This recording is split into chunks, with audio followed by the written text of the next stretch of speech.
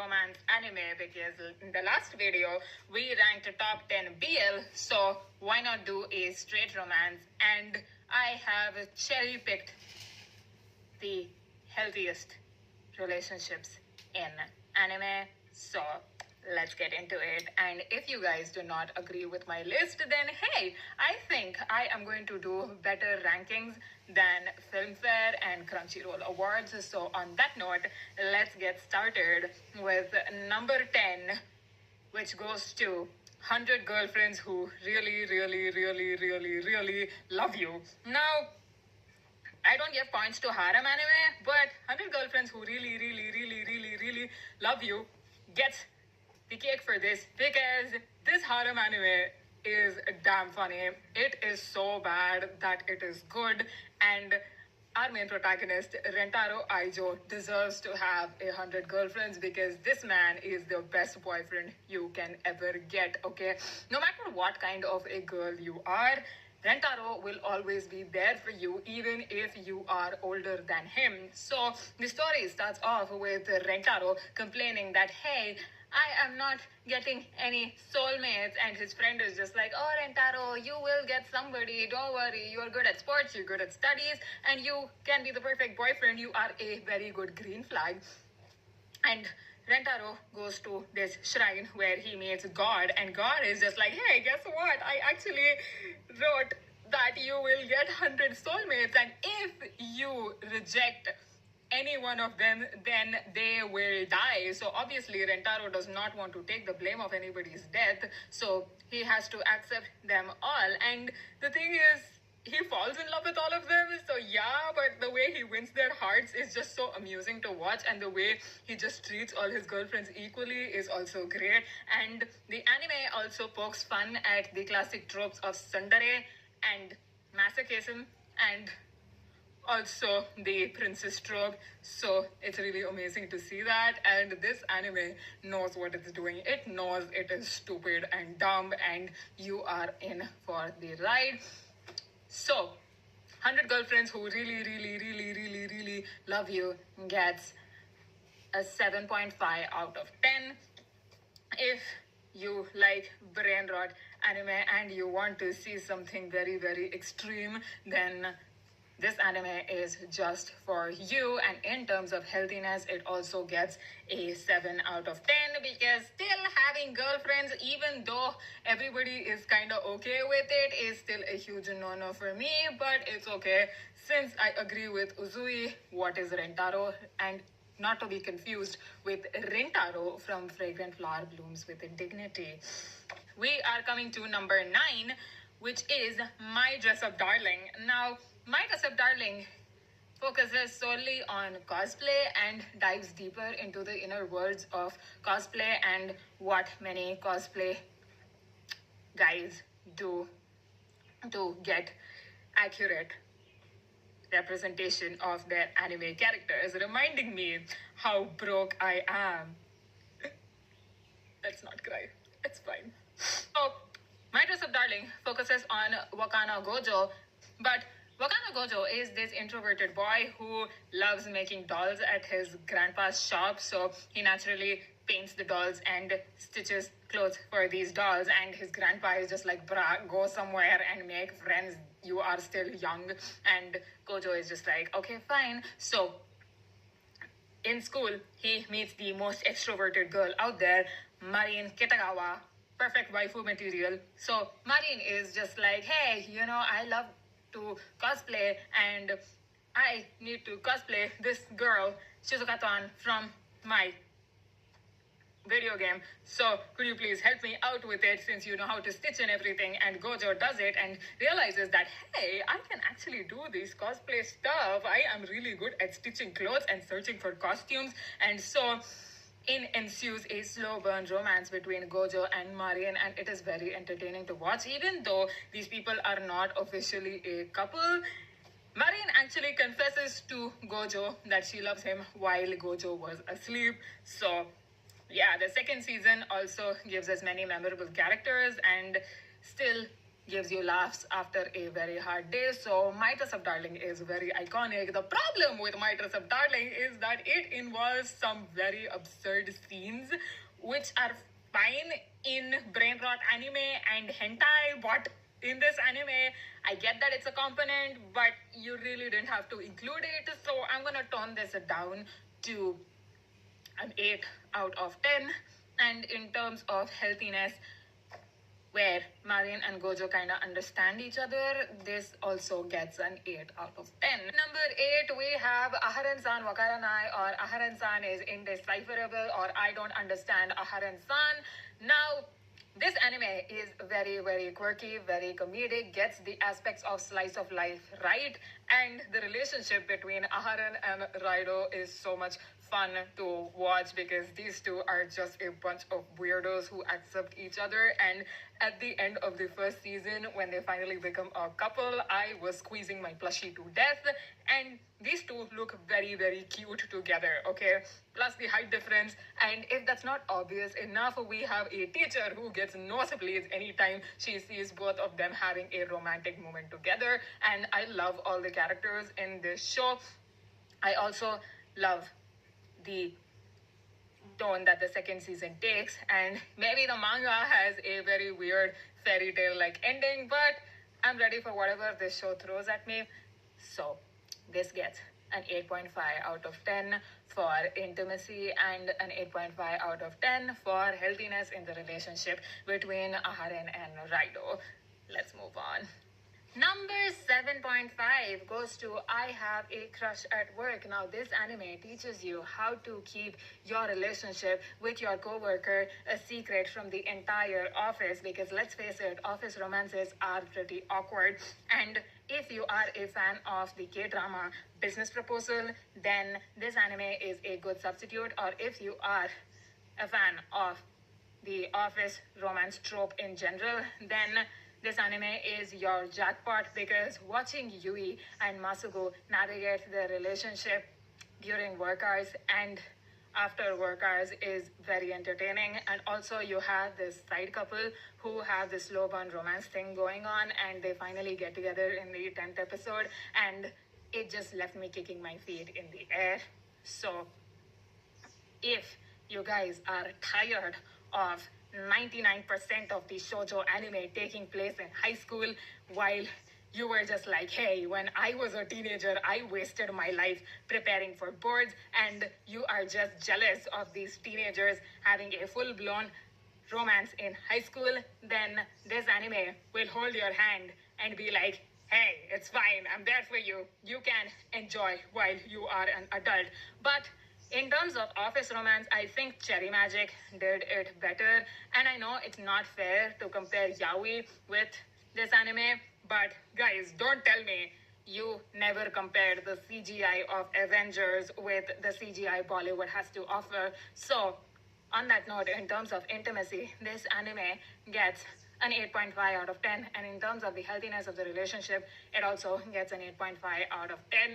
Number 7, which goes to A Bouquet for an Ugly Girl. Now, I have already reviewed this anime in my summer season anime review video, so please feel free to check that out if you want to. But I've already said this, that A Bouquet for an Ugly Girl is a far superior version of Kimi ni Todoke, or From Me to You, okay? It draws a lot of parallels with Kimi ni Todoke, and Tabata-san is so much better than Sawako, and she is not ugly, guys. Let me tell you this again. So, we have Tabata-san, who is a shy girl and pretty insecure about her appearance, and we have Ueno-san, who is the parallel of Kazehaya from Kimi ni Todoke, and is a much better protagonist than Kazehaya, okay, like in terms of behavior and even in terms of the way he views Tabata. Like, don't get me wrong, you still have the jealousy and you still have the possessiveness, but it is toned down than Kazehaya, and that actually makes him more likable. And you have Ueno-san's brother, who I really want to adopt, and this kid is so sassy but so likable at the same time, unlike Kazehaya's little brother, who you just want to slap across the face. Like, bro, the first comment you make about your brother's girlfriend is that her chest isn't too big. Like, what is wrong with you? But it's all right. Let's leave my rant for Kimi ni Todoke for another video, okay? But A Bouquet for an Ugly Girl is a really great comedic anime, because the moment you think this anime is going to dive into the tropes of misunderstandings and comedy of errors and insecurity and jealousy, it brings you right back in after it resolves those plots pretty quickly, and that keeps you entertained. And I think this anime, in terms of healthiness of the relationship, gets an 8.5 out of 10, and in terms of intimacy, it gets a 9 out of 10, because the way Tabata-san and Ueno-san come together and fall in love is good. And plus points for Ugaisadi-san, whose name I definitely butchered. She is the parallel to Kurumizawa, a total meanie in Kimi ni Todoke, but this girl has a moral compass and she is supportive of Tabata, okay? She is not like Kurumizawa, who is just like, oh my god, I am going to be Sawako's rival. And in the second season, she just helped Sawako because the writers had to tone down Sawako's character to uplift the other characters, and that still doesn't make Kurumizawa likable. So I hate Kurumizawa. I love Ogai-san. She is the best. She is the GOAT. And I really hope that she finds someone she loves. At number 6.5, we have My Love Story. Now, this is a very empowering anime if you are a hopeless romantic and if you are insecure about your looks, because our protagonist, Takeo-san here, looks like a normal person and not your perfectionist shoujo prince, and that makes him automatically very relatable. So, Takeo-san falls for Rinko-san, who he saves from a train while she was about to get assaulted by some guy. So classic Delhi Metro story. And Takeo-san and Rinko-san get into a relationship pretty early on. Like in the third episode, they just confess their feelings to each other. And this anime tells you how to say fuck you to the society who is pretty judgmental about your relationship with your perfect S tier girlfriend. So it is amazing to watch how Takeo-san and Rinko-san just respect each other despite what the other people have to say about their relationship. And I think Makoto is the ideal best friend everybody should have. I really love Makoto in this anime. He is my favorite character, and I just love how this story comes together beautifully, and the ending of this story is really great. So if you are a hardcore romance fan, then My Love Story is just for you. It gets a 7.5 out of 10 in terms of intimacy and an 8.5 out of 10 in terms of healthiness of the relationship. With that, let's move on. At number 6, we have Kaguya-sama Love is War. Now, who doesn't know about this anime? Okay, it is written by Aka Akasaka, who is also the author of Oshinoko. So if that does not give you enough reason to check it out, then I don't know what will. And if you are a hardcore romance fan, and if you want something hatke or something different in terms of romance, then Kaguya-sama Love is War is just for you. You are going to have a blast with this anime. All 3 seasons can be binged in one night if you lose your sleep. Plus, the movie is also chef's kiss.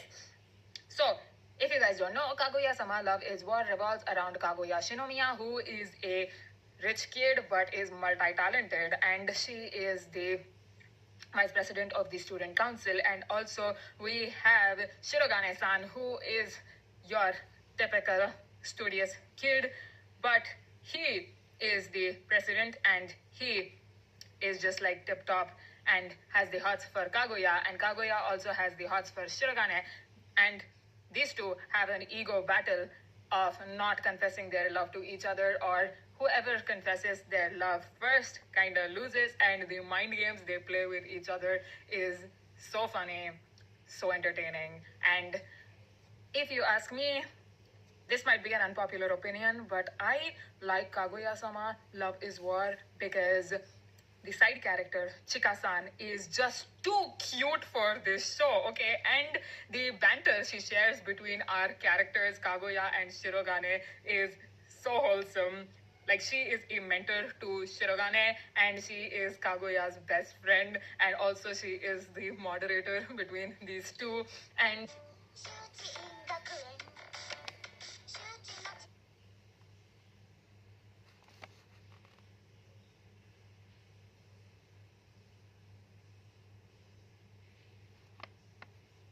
after Aharan-san and Shizuka from 100 Girlfriends Who Really, Really, Really Love You. So, on that, Kaguya-sama, in terms of cuteness, gets brownie points, and in terms of intimacy, it gets a 7 out of 10, and in terms of healthiness of relationships, it gets an 8.5 out of 10.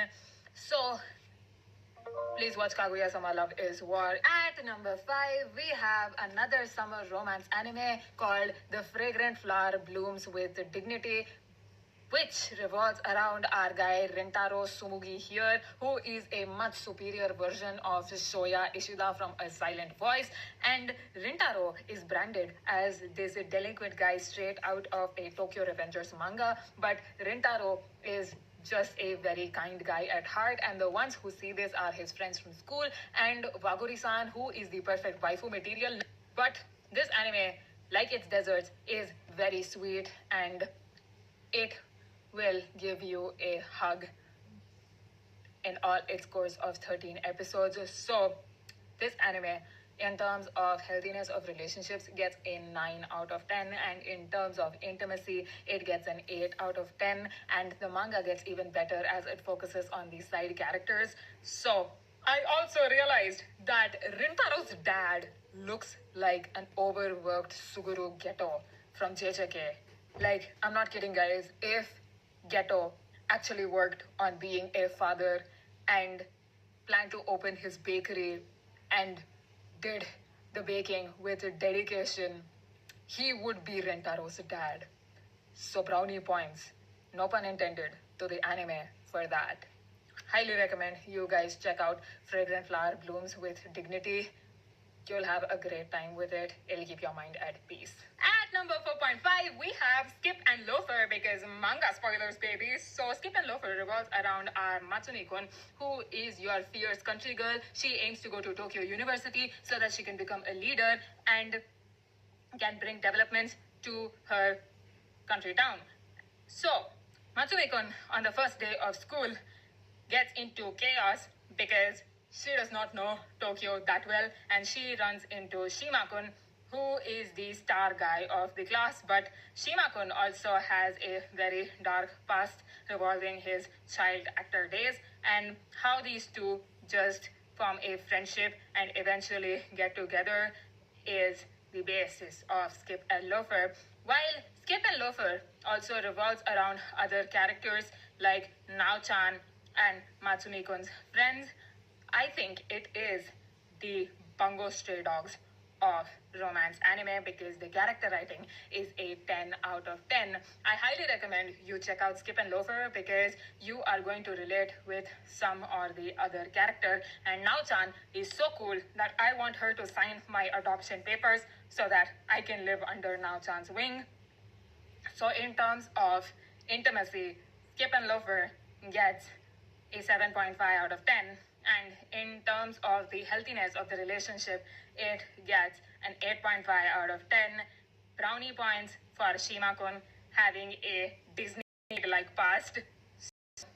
With that, if you want therapy after watching dark stuff like Berserk or Vinland Saga, or even reading Metamorphosis, then Skip and Loafer is just for you. These 12 episodes are a breeze to get through, so hurry up and catch up with the show. The second season airs sometime next year. At number 4, we have Shikimori is not just a cutie, and yes, she is not just a cutie, she is a total baddie, and Shikimori is in love with our main protagonist, Izumi here, and Izumi is cursed with bad throughout the entire series. The story starts off with Shikimori and Izumi already in a relationship, and how support each other and look out for each other and care for each other is just too entertaining, and it melts your heart. So it brings something very fresh to the table of the shoujo romance anime. And in terms of intimacy, Shikimori is not just a cutie, gets an 8.5 out of 10, but in terms of the healthiness of the relationship, it gets a 10 out of 10. Okay, the relationship between Shikimori and Izumi is an ideal relationship, and when you get to know why Shikimori loves Izumi, you also feel like Shikimori should be your girlfriend. And also, I love the characters.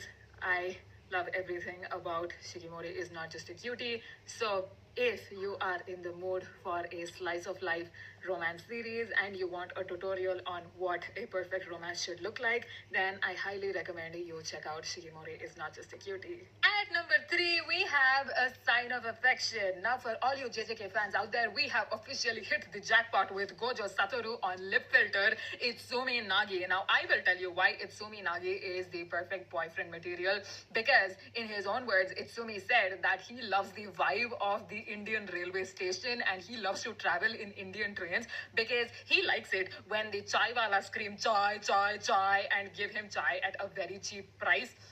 And if that doesn't scream S tier husbando material, then I don't know what does. So, A Sign of Affection revolves around Yuki, who is a deaf girl and communicates in sign language and as a very shy, reserved persona. And on the other hand, we have Itsumi, who is crazy about travel and loves to visit new places and learn about new cultures and new people. And watching these two fall for each other is very wholesome. So if you are fresh out of the K-drama world, then A Sign of Affection is just for you. Please don't miss this anime. Re-binge it at least 1,000,000,000 times. And if you have an important meeting the next day, this anime is clearly more important than that. And you have to lose your sleep binging this anime. So if I haven't stressed enough already, A Sign of Affection in terms of intimacy gets a 9 out of 10, and in terms of healthiness of the relationship between Yuki and Itsumi gets a 9.5 out of 10. I love all the characters in this anime. So these two are just very cute and you will be screaming and kicking your feet in the air anytime these two get intimate. So let's move on. At number 2, and I'm not gonna show any mercy on you, we have Your Lie in April. So if you guys are not living under a rock, you know what this anime will do to you. And this anime is much more than a romance anime. It explores the themes of grief very beautifully and what mental impact it has on you, and also it tells you the secret to become a great musician. You can only become an Arijit Singh when you have experienced the grief of Arima Kose. It's like Arjun Rampal's speech in Bandish Bandits, but much more intense. So, Your Lie in April revolves around Arima Kose, who has lost his mother, and because of that, he cannot hear the piano notes. And so, my guy has to leave piano for a while. That is until Kaori Miyazano walks into his life, being the light of his life and introducing him to music again. But I am not going to spoil the ending for you, even though maybe most of you might have watched this anime and most of you might still be crying anytime you hear it. Like, Fault in Our Stars? No, guys, this anime will leave you crying over Twinkle Twinkle Little Star, okay? And I'm not joking. But, unpopular opinion, I think Tsubaki, Kose's best friend, is a bitch. Like, guys, this woman was fine at the beginning of the series, okay? But when she realized that she has a crush on Kose, knowing full well that Kose loves Kaori and Kose loves music, she just turns very whiny and she is just like, oh my god, music is taking Kose away from me, and she has no development after that. I think Your Lie in April would have been much better if Pata and Sophie ended up together. And we're still there for Kose. Okay, this woman, to get Kose to move on from his grief after Kaori's death, kicks him in the shin. What is wrong with you? You never did that when Kose's mother died. So why can't you just be there for him like any normal sane person would? And the amount of times Kose gets hit in this anime is very, very weird, because I'm very surprised how my guy did not end up with enough bruises on his body. But however, I love all the characters minus Tsubaki, and I just love the music in this anime, and we all know how catchy the intro song is. So, Your Lie in April, in terms of intimacy, gets an 8 out of 10. And in terms of the healthiness of the relationship between Kaori and Kosei, it gets 9 out of 10. And brownie points for Kosei's guardian to be very hot. She has no right to be as hot. So, with that, please watch Your Lie in April. Make it a tradition to watch it on April of every year. Let's move on. At number 1.5, we have Clannad and Clannad After Story. Now, this anime left me sobbing my heart out, which means you should definitely watch it. So, Clannad revolves around Tomoya, who is a delinquent, and his life changes for the better when he meets Nagisa. And Nagisa's dream is to revive the school drama club. So, the first season is all about Nagisa and Tomoya eventually getting into a relationship together, and brownie points for including the importance of the school drama club and not insulting it like Bay Stars. So, Clannad After Story revolves around Tomoya and Nagisa getting married and the joys of adulthood and marriage and parenthood. So, it's definitely worth your time. So, please check Clannad out. I give Clannad a 9.5 out of 10 in terms of intimacy and an 8.5 out of 10 in terms of the healthiness of the relationship.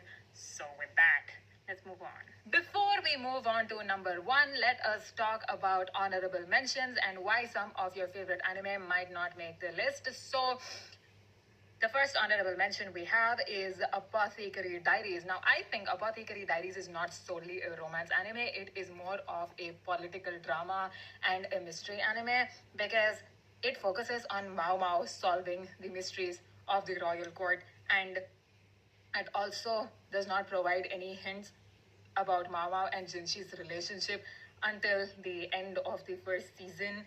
And in the second season, Jin Mao is simply treated as a subplot because you have a lot of things going on. You have Mao Mao being kidnapped, then you have the guns plot, and then you also have Suirei and Shisui, who are easily very cool.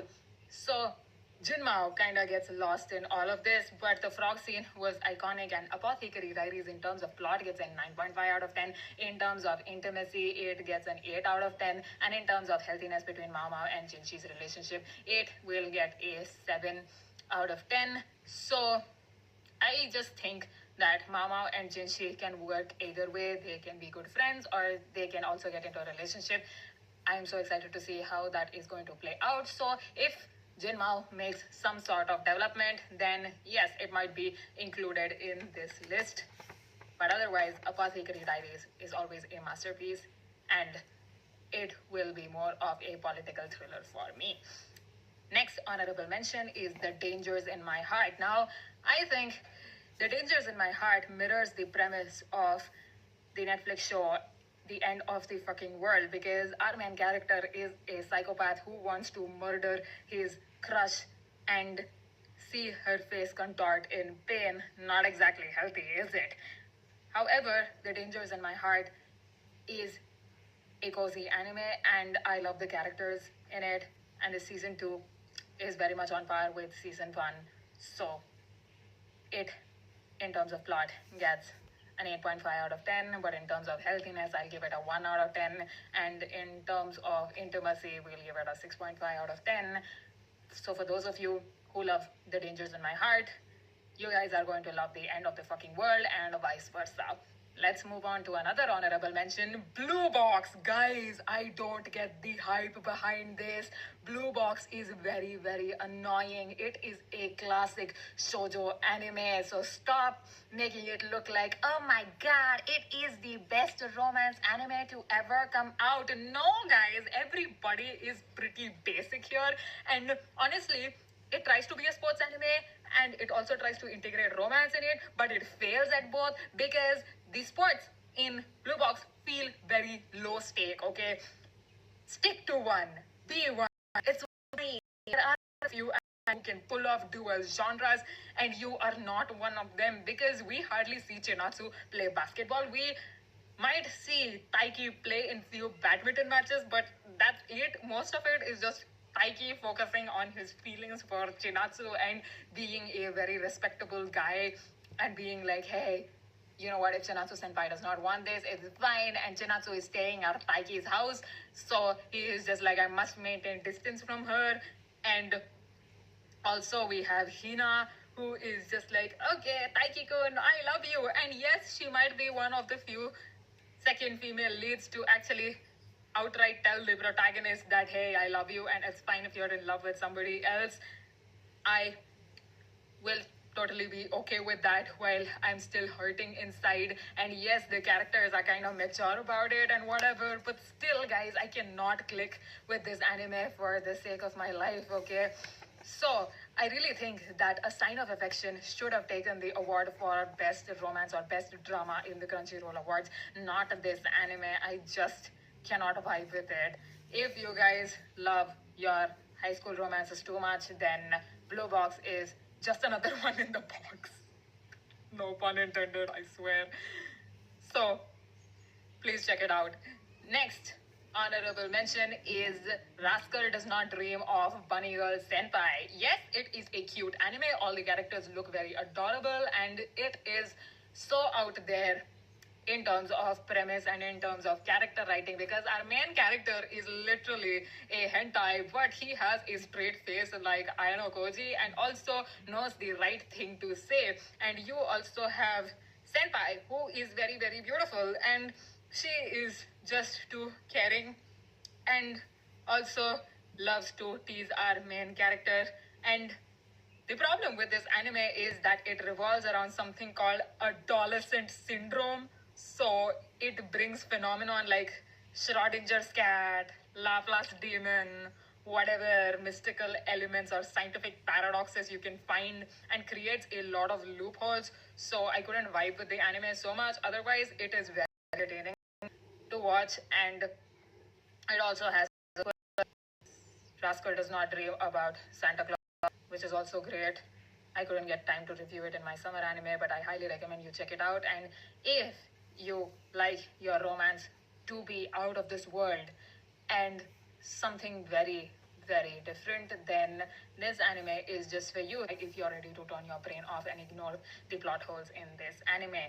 Next honorable mention is Call of the Night. If you want to consider it a romance anime, now don't get me wrong, I love the characters of Call of the Night. I love Nazuna, I love Kyokun, I love Akira, I love the entire lore of the vampires in this world, but I really think that Nazuna should not end up with Kyokun, because the detective is a much cooler character and she shares much deeper chemistry with Nazuna. And yes, I would have said the same thing if the detective was a guy. This is not my LGBTQ sense kicking in. So I vote for the ship between detective and Nazuna instead of Nazuna and Kyokun, because they started out great at first, but introducing someone as amazing as the detective just changes the dynamic.